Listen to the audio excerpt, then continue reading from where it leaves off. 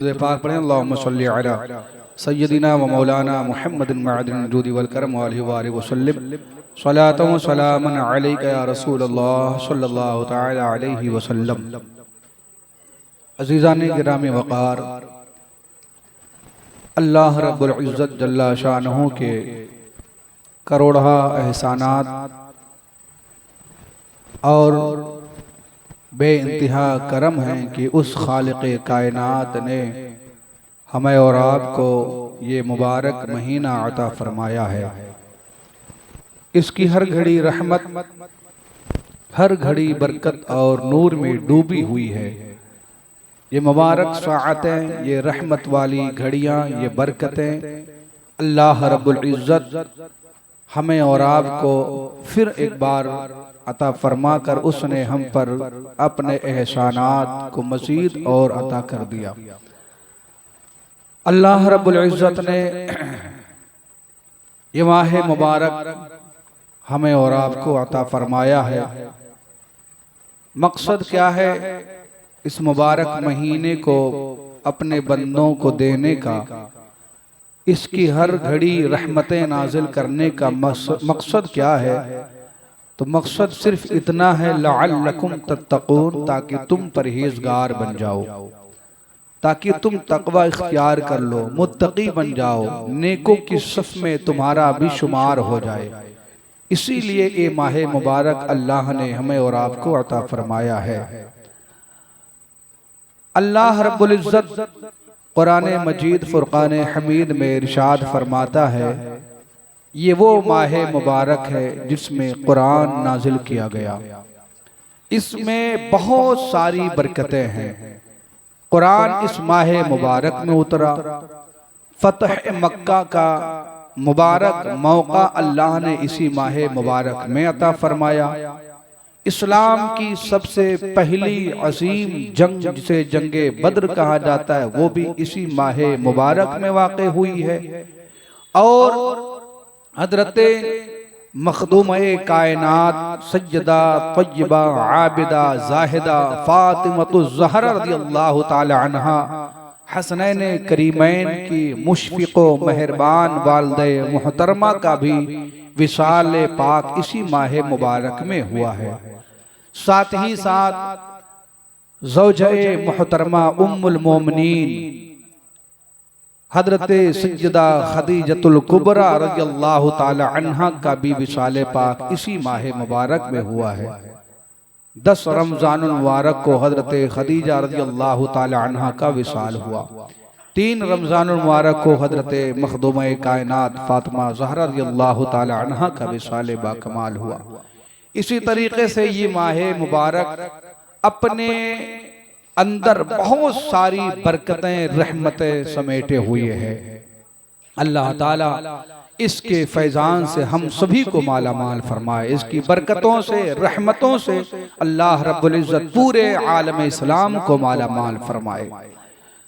हज़रत खदीजतुल कुबरा रज़ियल्लाहु ताला अन्हा सरकार की सबसे पहली ज़ौजे मुहतरमा उम्मुल मोमिनीन हज़रत खदीजा रज़ियल्लाहु ताला अन्हा की शान बहुत बुलंद बाला है।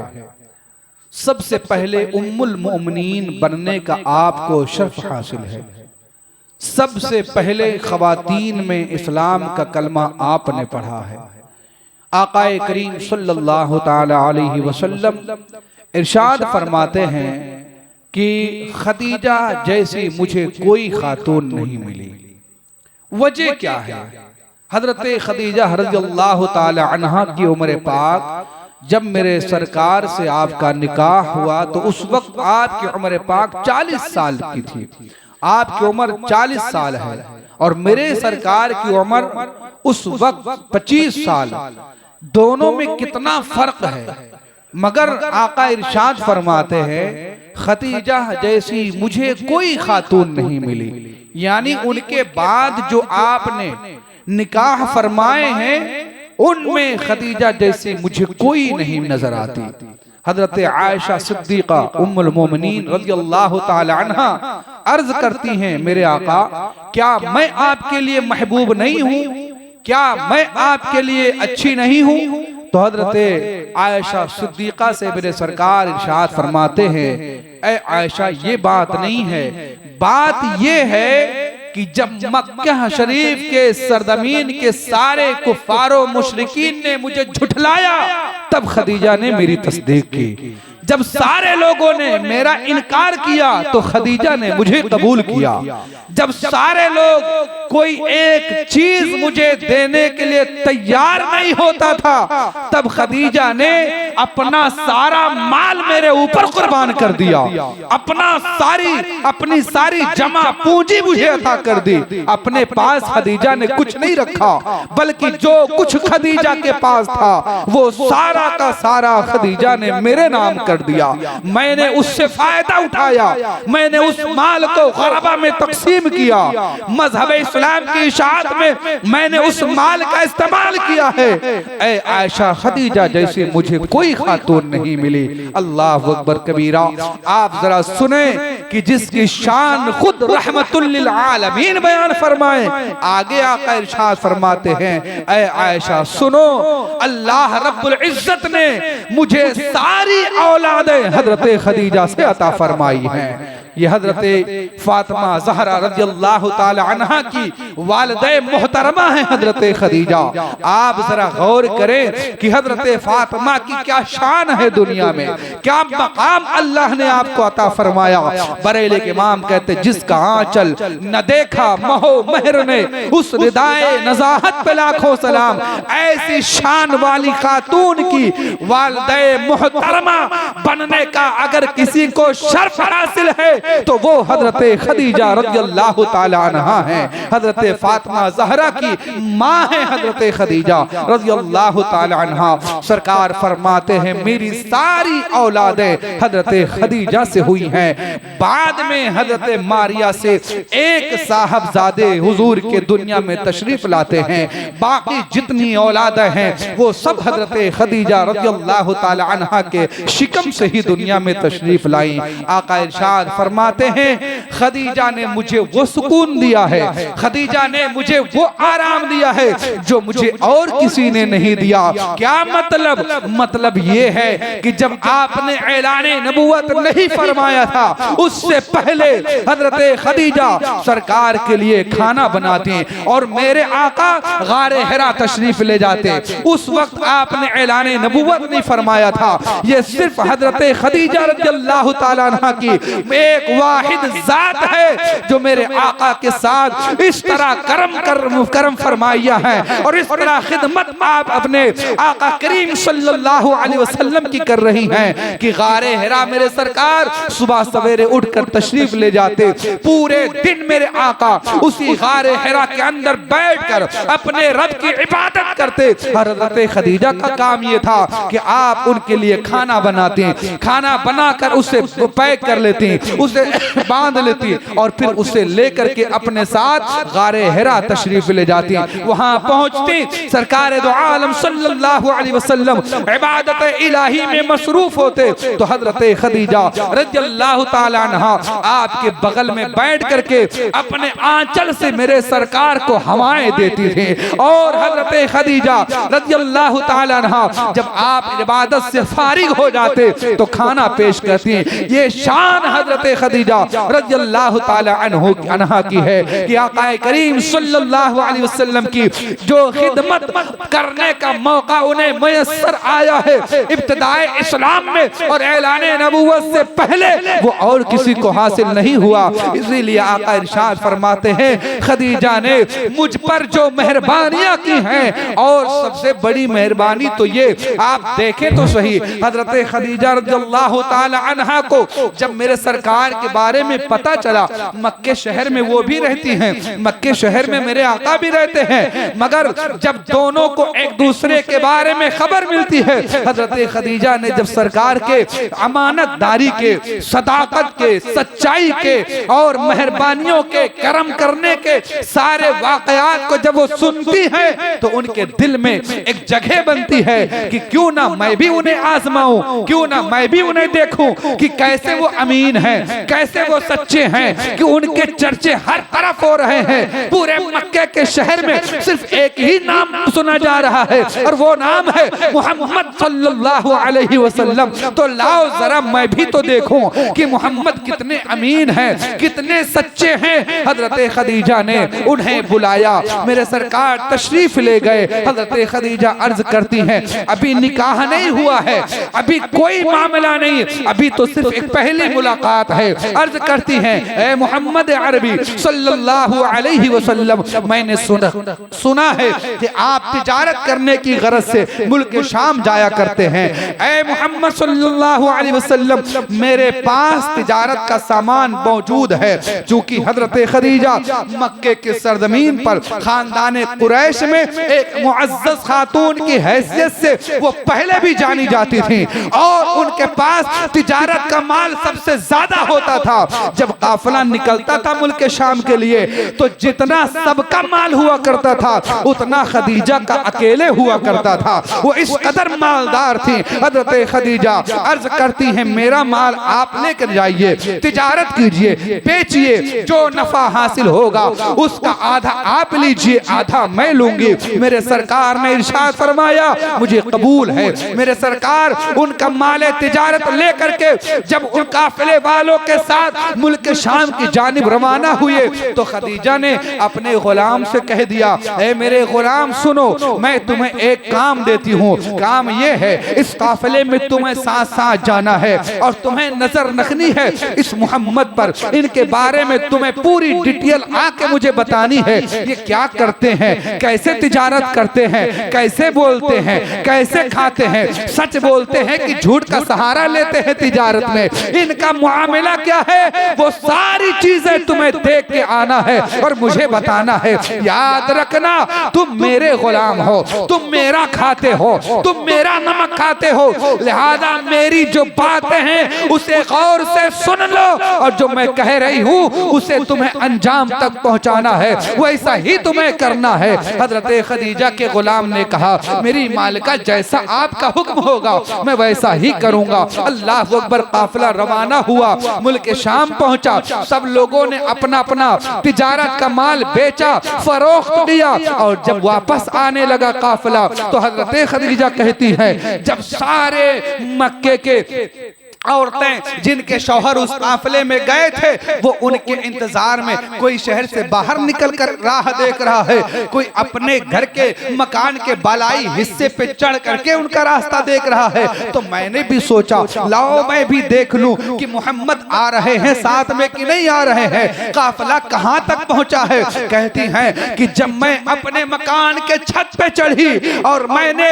काफिले की जानिब नजर की तो मैंने अपनी आंखों से देखा काफिला चल रहा है और सारे काफिले वालों के सरों पर धूप है मगर मोहम्मद के सर पर बादल अपना साया किए हुए चल रहा है, उन्हें धूप नहीं लग रही है। मैंने जब ये मंजर देखा काफिला करीब आता गया, मैंने क्या देखा सारे लोगों के जिस्म पर धूल मिट्टी है, गर्दो गुबार है मगर महबूब का चेहरा साफ सुथरा है, उनके जिस्म पर कोई तो गुबार नहीं है। मैंने ये मंजर देखा तो मेरे दिल में मोहम्मद के लिए मोहब्बत पैदा हो गई। माल तिजारत का हिसाब व किताब करने के लिए जब मेरे सरकार उनके मकान पर जलवाबार हुए तो हजरत खदीजा से हिसाब हुआ, सबसे ज्यादा नफा मेरे सरकार को उस काफिले में हुआ और किसी को उतना नफा हासिल नहीं जितना मेरे आका को नफा हासिल हुआ।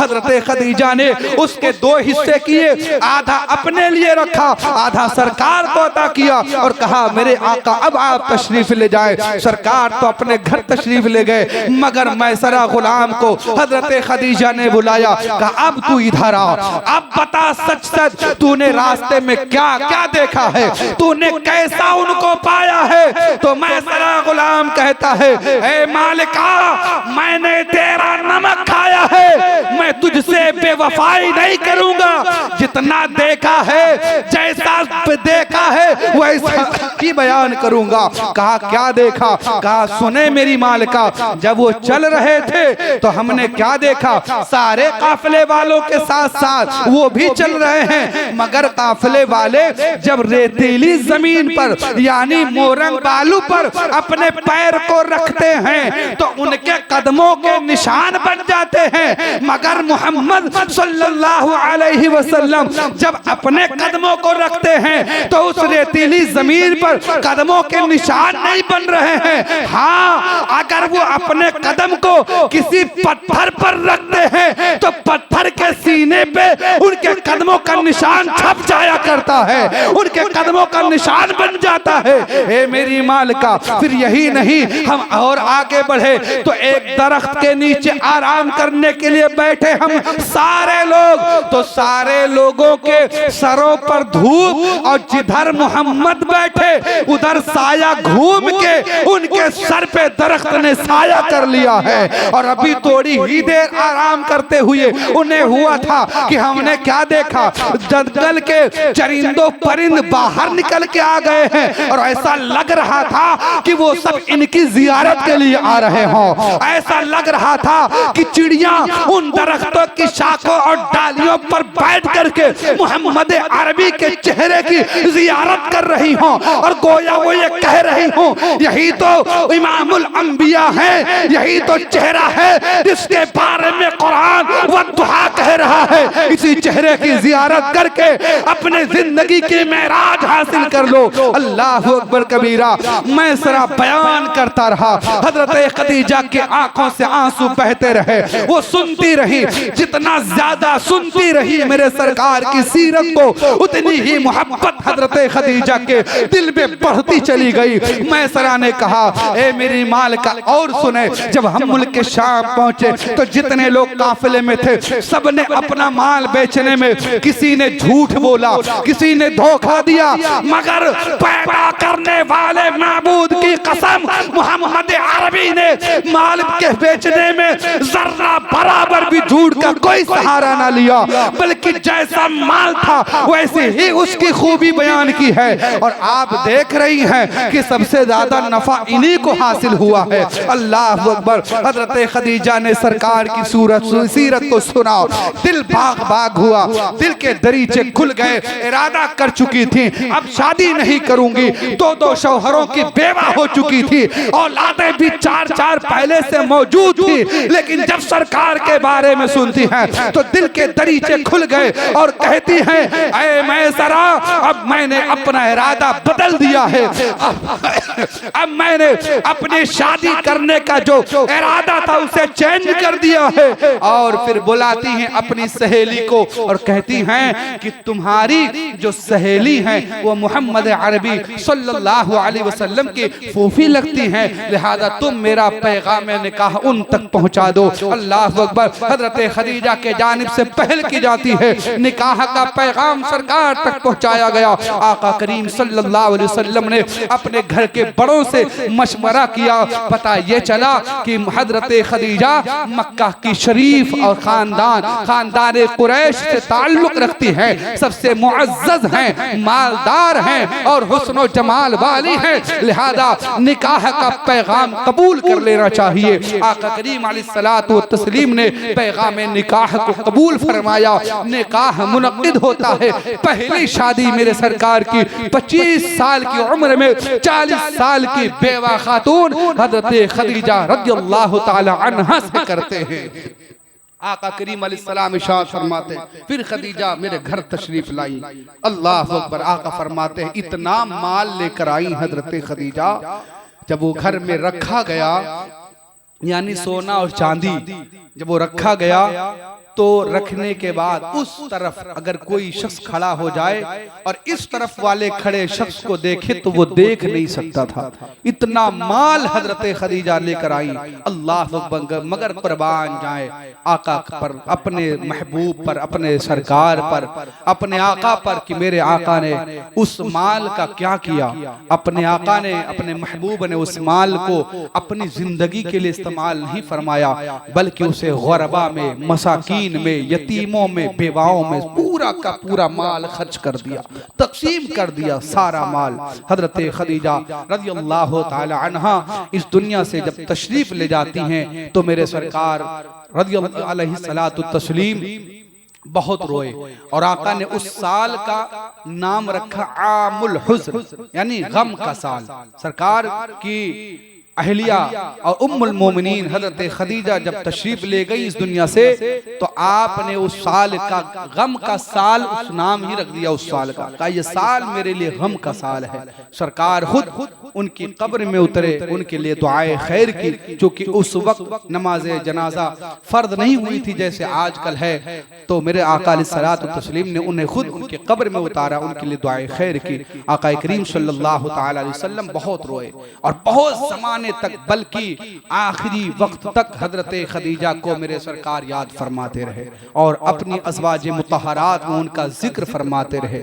एक मौके पर हजरत खदीजा रज़ियल्लाहु ताला अन्हा के जुदो सखा का आलम सुने कि हजरत हलीमा सादिया रज़ियल्लाहु ताला अन्हा जब जो है कमजोर हो गई, गरीब हो गई, उनके पास माल नहीं है, तो वो आती हैं हजरत खदीजा की बारगाह में। तो हजरत खदीजा ने उन्हें 40 बकरियां और 1 ऊंट उन्हें फौरन अता फरमाया और कहा, ए हलीमा ये तुम्हारे लिए तोहफा है, इसे तुम ले जाओ। ये जुदो सखा का आलम हजरत खदीजा रज़ियल्लाहु ताला अन्हा का है। हजरत फातिमा ज़हरा रज़ियल्लाहु ताला अन्हा की वालिदा मोहतरमा है। बड़ी शान है हजरत खदीजा की और बड़ी शान के मालिका हजरत फातिमा ज़हरा रज़ियल्लाहु ताला अन्हा भी हैं। हजरत गिरामी, इस माह मुबारक की मुबारक घड़ियां हमारे और आपके दरमियान से रुखसत हो रही हैं। इसे गनीमत जानते हुए आप इन घड़ियों में, इन वक्तों में, इन साअतों को अपने लिए गनीमत जाने और अल्लाह की इबादत में दिल लगाएं। दिल लगा करके खुदा की इबादत करें, रियाजत करें, बंदगी उसकी तस्बीह व तहलील बयान करे और साथ ही साथ सदका खैरात किया करे,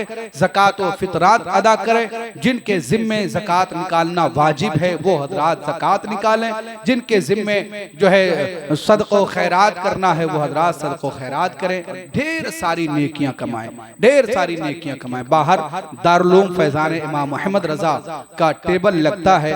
हर साल जिस तरह आप हजरात ताउन करते हैं इसी तरह इस साल भी आप हजरात को ताउन करना है।